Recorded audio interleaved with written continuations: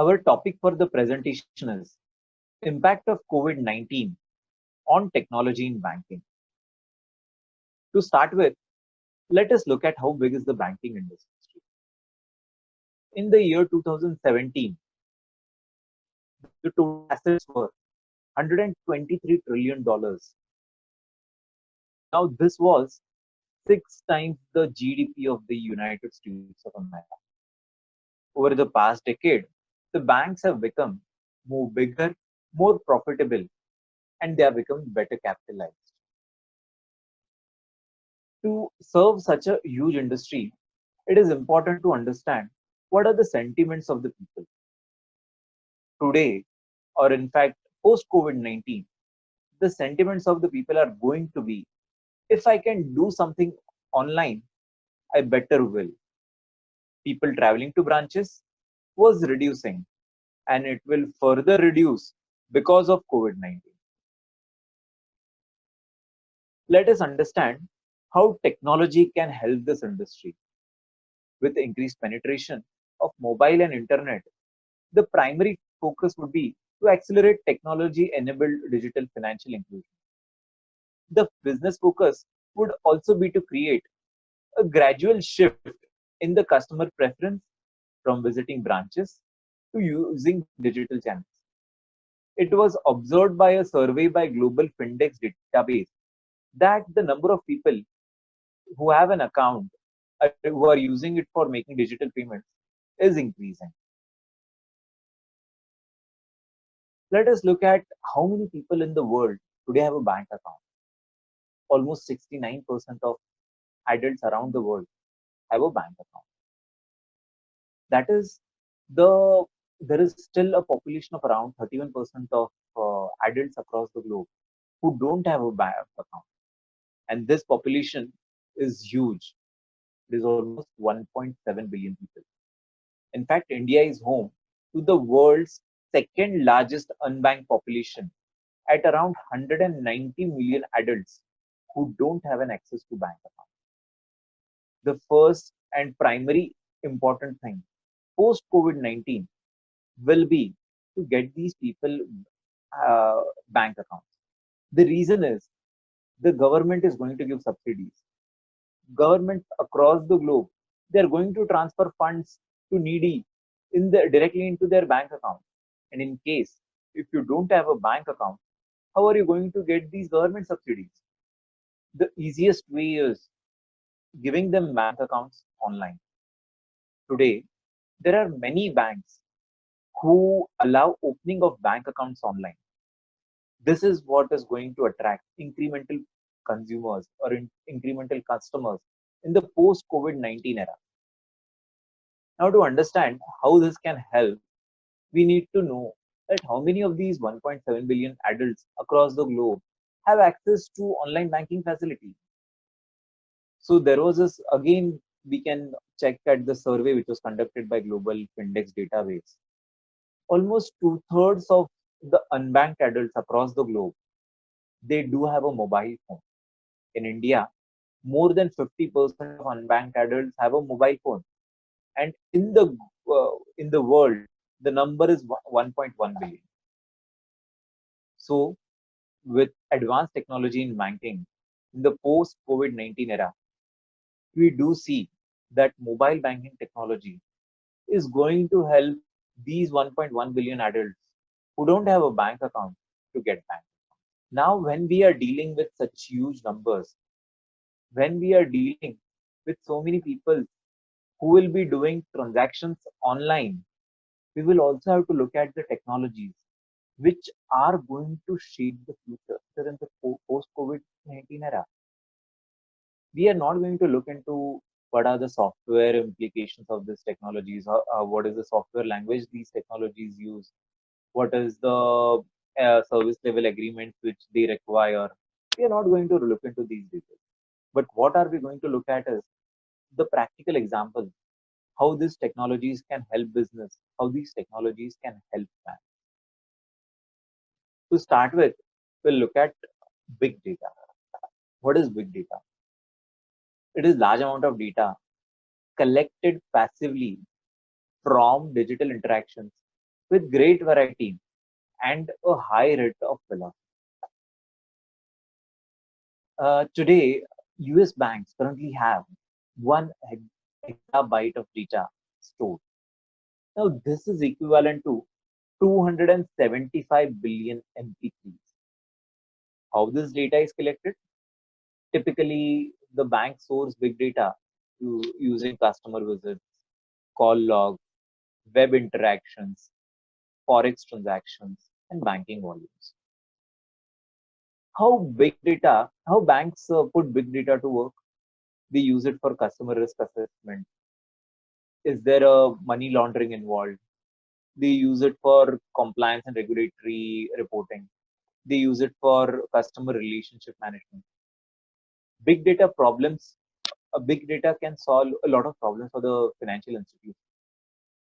Two easy examples here we have noted down are, say for example, in the year 2012, 50% of the customers changed banks or were planning to change banks. What big data can do is they can provide a provide a solution by analyzing a customer churn prediction model based on big data analysis of social media customer sentiment and purchasing power. This helps to identify the risk of customers leaving. Big data can help in setting effective staffing levels. Staffing costs account for 66% of a branch bank's cost. Staffing models can be created using big data based on transaction time and account holder traffic patterns data, which can make annual resource planning easier and more effective. Next, we will look at the blockchain technology. Blockchain technology was developed in the year 2009, majorly for Bitcoin. Blockchain is now drawing interest from established players in the banking industry. So, what is blockchain? Blockchain is basically a distributed and shared database of transactions that facilitate exchange of value. It is like a giant global spreadsheet which eliminates the need for third parties to validate transactions, reducing intermediary fees and increasing transparency. How blockchain can assist? We will look with an example and then come back to the slide. Here is a typical example of a blockchain. At the bottom of the screen, you can see a consumer. A consumer uploads data to a centralized blockchain system. Now, this data is accessible to external agencies. It is accessible to the bank. It is accessible to various departments of the bank, like the credit card department, loans department. All these departments, they can access this centralized data on the blockchain. Now, each department on its own, they can verify and confirm and provide a confirmation status of the KYC of the customers to the blockchain, and the blockchain system provides the confirmation status to the customer. So, in a way, the blockchain system can provide three benefits. One is decentralization, that is, no single entity holds control of over the system. Second is all transactions are recorded transparently on a distributed ledger. Hence, the trust levels among the stakeholders are high. And third, every transaction in a blockchain is verified by all the members of the network, which restricts manipulation and improves security. Let us look at one more technology, which is the artificial intelligence. What is artificial intelligence? It is the capacity given by humans to machines to memorize and learn from experience, to think and create, to speak, to judge and make decisions. There was a survey conducted of over 600 bankers. Around 80% of the bankers agree that AI will revolutionize the way they gain information and interact with customers. 78% of the bankers agree that AI will enable simpler user interfaces and help create a more human like customer experience. 76% of the bankers agree that they will deploy AI as the primary method for interacting with customers within 3 years.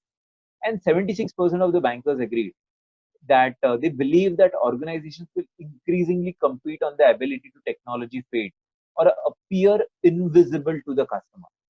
If you apply artificial intelligence, then there is 30% potential in reduction in regulatory compliance costs. 80% of administrative activities can be augmented by machine learning. 100% potential increase in lead conversion rates from better customer targeting, and 200% potential increase in branch conversion rates from next big offers. This is what artificial intelligence can do. We have looked at three different technologies which will be the future in the post COVID-19 era. Now, when we have a lot of online technologies, when we have a lot of online banking involved, there is one more thing which can affect these technologies or which can provide a jolt to the banking industry, and these are the cyber fraud. According to Reserve Bank of India, for the financial year 17-18, India's banking sector witnessed a spike in cyber frauds and pegged the losses at $13.7 million. Some of the obvious cyber risks include financial frauds, money laundering, data loss, identity thefts, and privacy breaches. They should be technically strengthened by rigorous KYC, strong customer authentication, financial grade APIs, firewalls, and smart networks. There should be strong policy and compliance, increase digital payment infrastructure, especially in rural India. We should create a financial ecosystem for the unbanked and underbanked population of our country. India is already on its path to introduce the Personal Data Protection Bill on the lines of GDPR in the European Union. This will protect personal information of consumers, including sensitive financial information. With this, we would like to conclude our presentation on impact of COVID-19 on technology in banking. Thank you so much.